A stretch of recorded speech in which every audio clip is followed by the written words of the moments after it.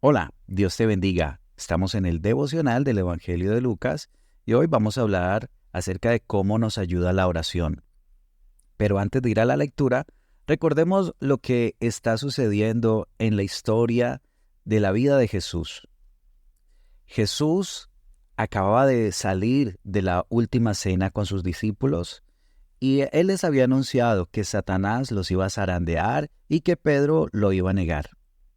Ahora después de esto, él sale del aposento alto, donde había disfrutado con ellos de esta cena y este tiempo, y se dirige al monte de los olivos. También debemos recordar que Jesús está a minutos de ser entregado y ser juzgado para ser llevado a la cruz. También este es el último momento que Jesús va a poder compartir con sus discípulos. Un tiempo de oración especial. Él aprovechó el tiempo para ir con sus discípulos a orar. Ahora sí vamos a Lucas capítulo 22, versículos 39 al 46 que dicen: Y saliendo se fue como solía al monte de los olivos, y sus discípulos también le siguieron. Cuando llegó a aquel lugar les dijo: Orad que no entréis en tentación.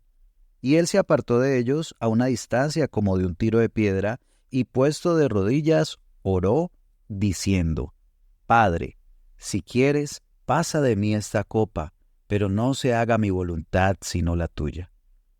Y se le apareció un ángel del cielo para fortalecerle, y estando en agonía, oraba más intensamente, y era su sudor como grandes gotas de sangre que caían hasta la tierra. Cuando se levantó de la oración y vino a sus discípulos, los halló durmiendo a causa de la tristeza, y les dijo: ¿Por qué dormís? Levantaos y orad para que no entréis en tentación.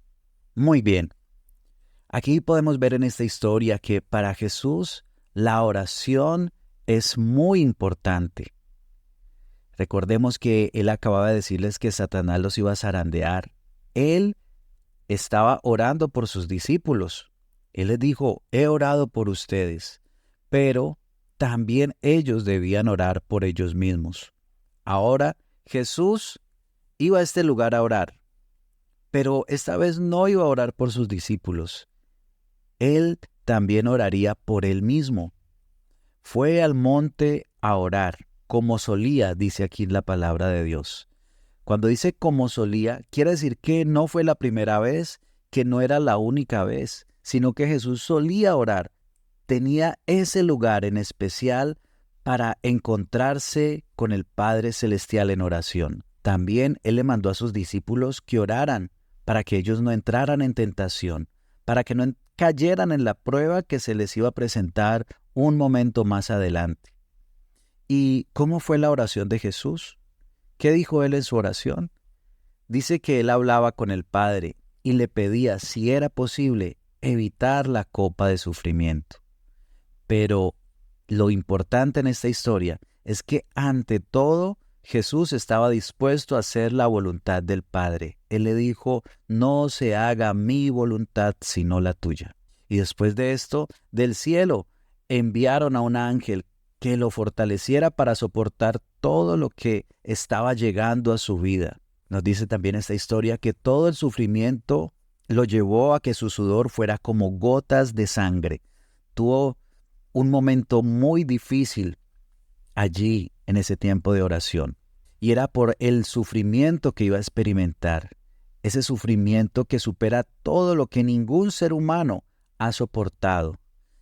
Y el otro problema es que él conocía el horror de todo lo que le iba a pasar. Él sabía que físicamente sería golpeado, azotado con látigos, lo arrastrarían, los clavos atravesarían su cuerpo, estaría colgado en la cruz hasta la muerte, y su corazón colapsaría de dolor y se rompería. Pero emocionalmente también sufriría porque experimentaría las ofensas, las mentiras sobre él, se burlarían de él, sufriría soledad porque sería abandonado por casi todos. Y además también el sufrimiento espiritual, porque él cargaría los pecados de toda la humanidad, las maldiciones, pero lo peor es su separación espiritual con el Padre, porque soportaría el juicio y el peso de la ira divina sobre el pecado en su cuerpo, aunque él era absolutamente inocente y justo. Al terminar Jesús su oración, encontró a sus discípulos durmiendo. El sueño los venció, y Jesús les recordó que oraran para que no cayeran en tentación, para que no fueran vencidos por las pruebas. Ahora, ¿qué nos enseña esta historia? Primero, que siempre debes orar. No puedes orar solamente cuando hayan problemas, sino que debe ser una práctica diaria en tu vida. Así como Jesús, él iba a orar al Monte de los Olivos, tenía una hora establecida y un lugar, era su lugar especial de oración.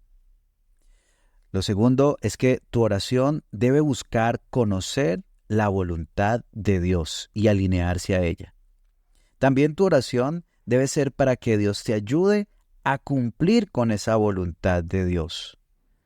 A veces Dios no te va a quitar el problema o a cambiar la situación. Quizás Dios debe trabajar en ti para que seas mejor, para que seas más fuerte y así, con la ayuda de Dios, puedas superar el problema. Así como Jesús sabía la dificultad que iba a enfrentar y pidió, si era posible, no pasar por la copa del sufrimiento. Pero él oró aceptando la voluntad de Dios y disponiéndose a cumplirla. También aprendemos que la oración fortalece. En esta historia vimos que Dios envía ángeles. Asimismo, Dios va a enviar ángeles a fortalecerte. Dice Hebreos 1:14, hablando de los ángeles, ¿no son todos espíritus ministradores enviados para el servicio a favor de los que serán herederos de la salvación? Así que allí nos recuerda la palabra de Dios, que Él envía a sus ángeles para ayudarnos.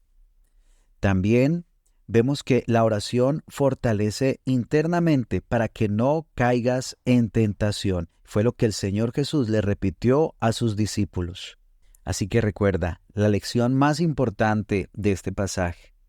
La oración no busca cambiar los planes de Dios a favor tuyo, sino que tú hagas la voluntad de Dios y que le pidas la fortaleza para que puedas cumplir su propósito en tu vida. Y allí verás la bendición. Él dispone de todos los recursos que necesitas para fortalecerte. El cielo está a tu favor. Que Dios te bendiga.